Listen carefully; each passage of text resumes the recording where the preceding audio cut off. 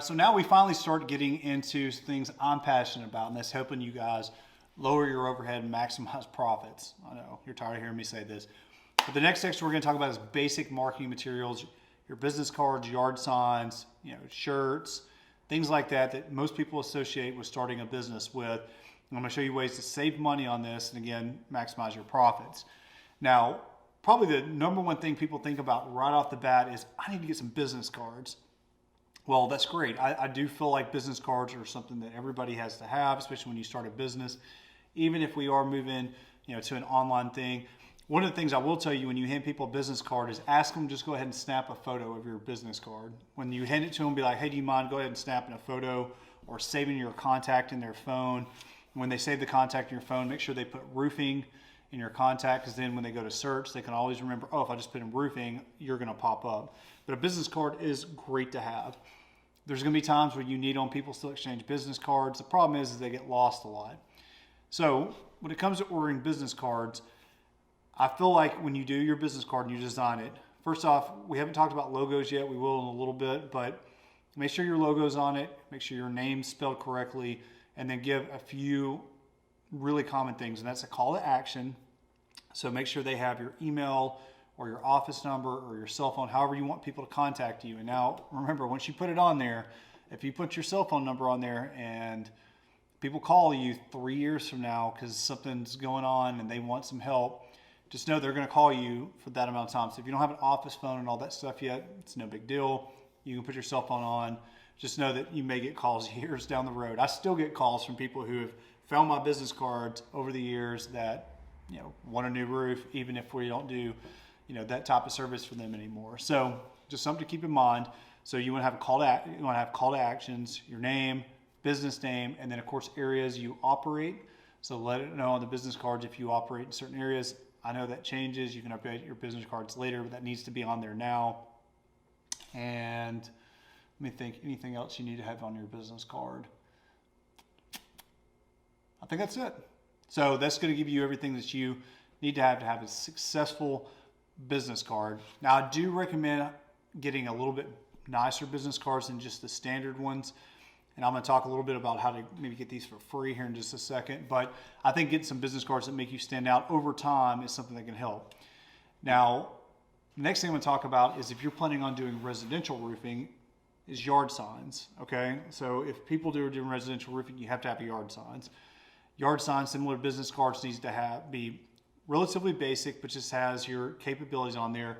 Big logo, your phone number, and what you do. Oh yeah, that's one thing I forgot on the business cards is make sure you have on there, if you do just roofing, put roofing. If you do general contracting services, put that. Put the things you do so that way if somebody finds that car, they go, oh, okay.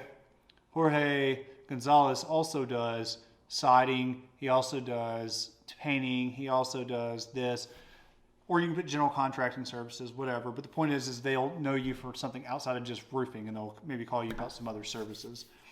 On your yard signs, you don't have that much space. It's kind of like a billboard. So you want the basic stuff, logo, easy to read name, and easy to read phone number or email. I recommend on a yard sign, always use phone number, whatever you want them to call you on. Now, the cool thing about yard signs and business cards is sometimes you can get those items for free with your logo on it. Now, if you talk to your supplier, a lot of the shingle manufacturers will offer free business cards and free yard signs if you put their logo on it. And if you're just starting off, guys, I promise, I know that business cards only might be a couple $100, and if you order say you order 200 yard signs, you're probably going to pay at least $10 each for them. That's $2,000 that you're going to have to just blow right out of the gate on getting yard signs and, well, counting business cards too. If you get nice ones, you may spend $2,100, $2,200. It's a lot of money when you're first getting started off. So talk to your suppliers and see if there's anybody that's going to offer you free yard signs and free business cards. Okay, that's a tip that I wish we would have done. We would have saved a lot of money right from the get-go. And some of you guys are starting with a really razor-thin budget. That's the way to go. Let somebody else pay for that stuff. Okay, some of the other art marketing materials that you may want to get right from the get-go. Hats, right? You may want to get a shirt. So this shirt actually has the Digital Roofing Innovations logo on it. Now, this is what I recommend doing. So most of you guys already have the clothes that you're going to wear for doing this work anyway, especially when you're doing sales and stuff. Just use the clothes that you already have and go get them embroidered or get them screen printed. Since you already have the shirts, even if it's an old golf shirt or it's a button down, you know, obviously you need to dress professionally, and you probably already have some hats. Even if they've got a logo right here, you can always get your logo put here. If you have a plain hat, you can have it put here. Point is that you probably already have clothes and hats and stuff like that that you like wearing anyway, and that you want to get your company name put on. If you don't, that's okay. You can go buy some. I know it sounds crazy, but Walmart sells a brand called Swiss Tech. That's actually what this shirt is a Swiss Tech shirt. I think I paid 15 or 20 bucks for the shirt. They have polo shirts, they have pants. Like Swiss Tech's actually a really good, it's like the Walmart version of Under Armour. And some of the like this shirt I've had for probably close to 5 years now. I had this right when we first started.